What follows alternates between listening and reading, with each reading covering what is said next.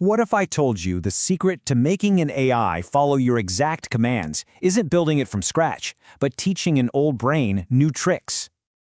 Welcome to Yurix AI. This is lecture 33 of LLMs from scratch, Zero to Builder. Today, our goal is to master fine-tuning through a hands-on spam classification project.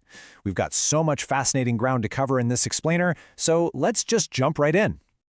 Section 1. The Magic of Fine-Tuning. Okay, let's dive into this. We've spent a ton of time in previous lectures talking about pre-training, right? Well, today is all about the magic that happens after a model is already smart. Think of a pre-trained language model like, say, a recent college graduate. They have an incredible amount of general knowledge. They know how to read, write, they understand complex concepts. But if you hire that grad to analyze your company's specific legal contracts, they're not going to know exactly what to do on day one. They need on-the-job training. And in the AI world, that specific on-the-job training is what we call fine-tuning. We're basically taking all that generalized brain power and focusing it like a laser on one specific task. And honestly, this is the absolute core of today's lesson. Fine-tuning adapts a pre-trained model to your task, either classifying text or following instructions. If that just clicked, hit the like button. Moving on to Section 2, Instruction versus Classification.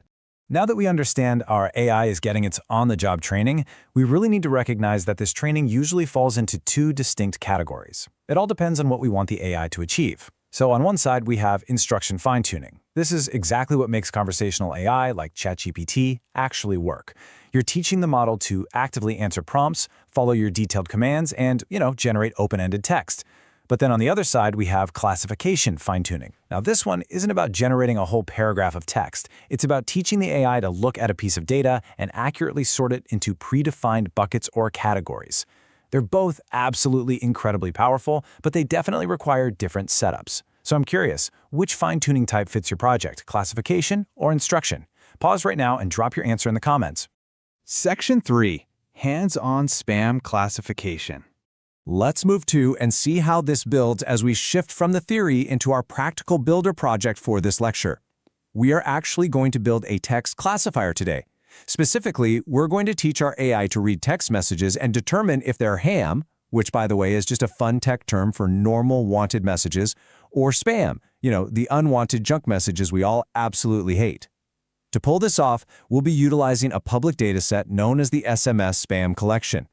It is a fantastic, straightforward dataset that's just perfect for educational purposes and testing out fine-tuning right locally on your own machine. Section 4. Downloading and balancing data. But wait, before we can just feed this text into our neural network, we've got some vital preparation to do. Real-world data is messy, guys. It is rarely ready right out of the box. Our first critical job as AI builders is to prepare this raw dataset so our model can actually learn from it without picking up some terrible habits. Now, what's really interesting about this slide is that when we look at the raw SMS data, we find the ham messages occur much more frequently than the spam messages. It's not even close.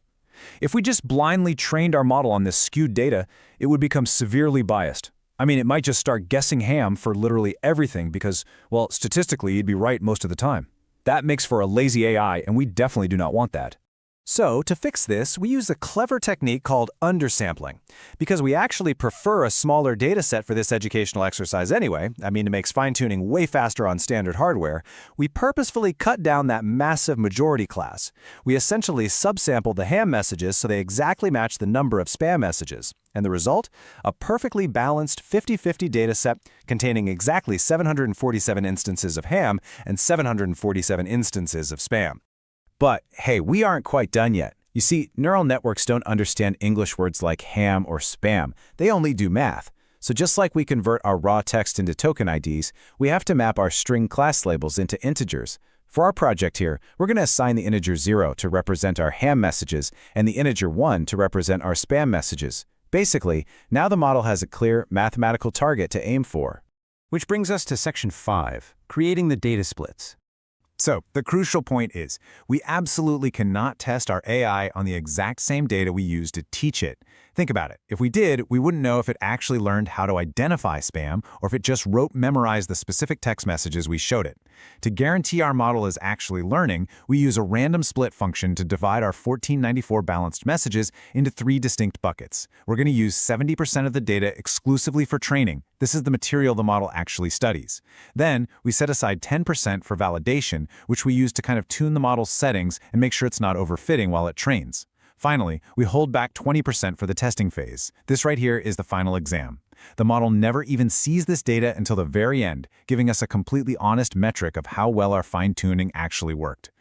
Once those splits are ready to go, we run them through a PyTorch dataset class to create standardized batches. We tokenize the text, and then we run into a little real-world problem. Text messages are all completely different lengths. Now, we could just chop them all down to match the shortest message, but doing that risks losing a ton of valuable information. Instead, we pad them. Padding simply means we're adding blank spaces, specifically the end of text token ID, right to the end of our shorter messages. This ensures that every single text snippet in our batch is exactly the same size. And this brilliantly illustrates why we set our maximum sequence length to exactly 120 tokens. When we went in and analyzed our specific training data set, we found that the longest single text message was exactly 120 tokens long. By padding all those shorter messages up to this exact number, we create these perfectly uniform data batches for our neural network, and we do it without sacrificing a single word of our training data. It's a total win-win. And there you have it. You now understand how fine-tuning acts as this specialized on-the-job training for an AI. Plus, you know exactly how to format, balance, and split a raw dataset to teach a model to identify spam. Now it's your turn to build. Like, share, subscribe to Yurix AI for a new lecture every day. Hit the bell.